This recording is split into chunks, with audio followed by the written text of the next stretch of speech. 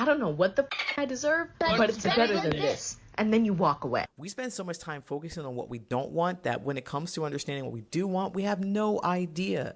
My name's Coach Lee. I'm a social connections coach, and I want to help you make more meaningful connections in your personal and professional life.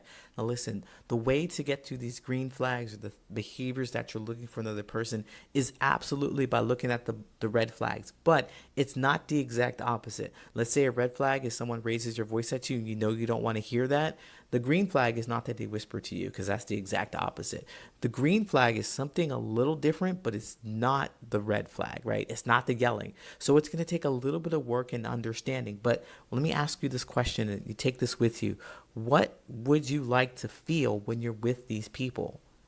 Think about that argument or whatever caused them to yell at you. What would you like them to do instead?